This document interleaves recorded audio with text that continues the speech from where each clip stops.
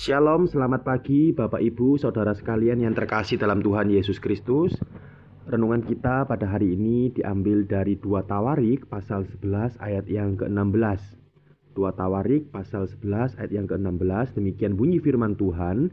Dari segenap suku Israel orang datang ke Yerusalem mengikuti orang-orang Lewi itu, yakni orang yang telah membulatkan hatinya untuk mencari Tuhan Allah Israel.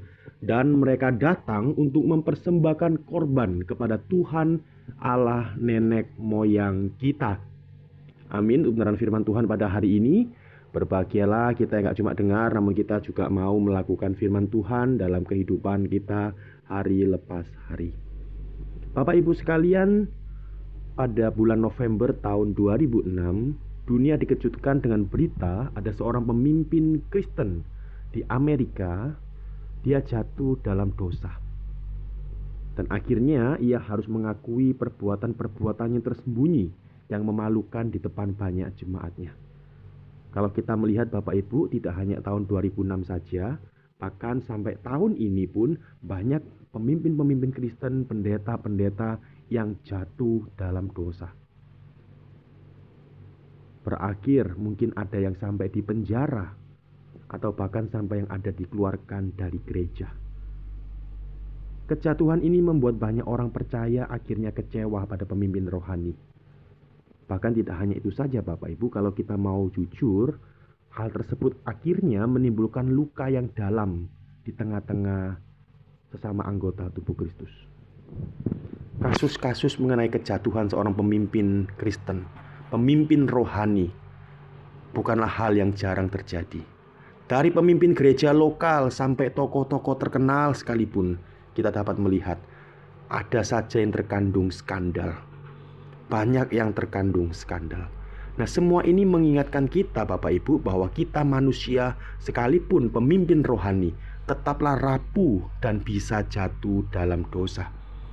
Walaupun kita pemimpin rohani, kita hamba Tuhan, kita orang Kristen sekalipun, kita tetaplah rapuh dan bisa jatuh dalam dosa. Tapi perlu diingat Bapak Ibu, hal ini bukan jadi alasan. Nanti akhirnya kita mengatakan, oh ya sudah kalau gitu karena kita manusia, karena kita orang yang rapuh, kita masih tinggal di dalam dunia ini, ya sudah kita bebas buat dosa. Tidak ada alasan untuk kita bisa bebas buat dosa. Tapi di sini berbicara, meskipun pemimpin rohani itu adalah manusia yang rapuh dan bisa jatuh dalam dosa, bukan izin untuk kita berbuat dosa secara sembarangan. Karena kita telah mendapatkan anugerah Tuhan. Ini fakta yang ada Bapak Ibu. Pemimpin-pemimpin rohani, orang-orang Kristen jatuh dalam banyak skandal, jatuh dalam banyak hal yang berujung pada sesuatu hal yang sangat-sangat memalukan.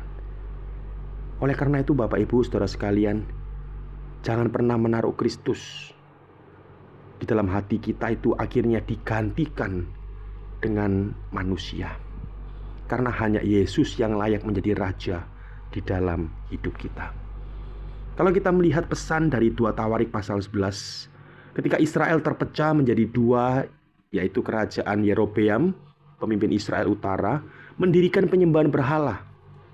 Namun kalau kita selidiki kembali Bapak Ibu, para imam dan orang Lewi meninggalkan tanah serta harta mereka demi tetap setia kepada Tuhan di Yerusalem. Walaupun pemimpin Israel Yerobeam pada waktu itu mendirikan penyembahan berhala, namun para imam dan orang Lewi meninggalkan tanah serta harta mereka demi tetap setia kepada Tuhan di Yerusalem. Mereka membulatkan hati mereka untuk senantiasa mencari Tuhan. Walaupun pilihan untuk mencari Tuhan itu bukanlah pilihan yang populer Bapak Ibu. Di tengah-tengah orang pada waktu itu suka dengan penyembahan berhala, namun mereka memutuskan, membulatkan hati mereka untuk senantiasa mencari Tuhan. Nampaknya nggak populer. Nampaknya itu tidak diminati oleh banyak orang. Berkaitan dengan membulatkan hati untuk mencari Tuhan. Tapi di sini kita bisa melihat aplikasinya bagi kita hari ini.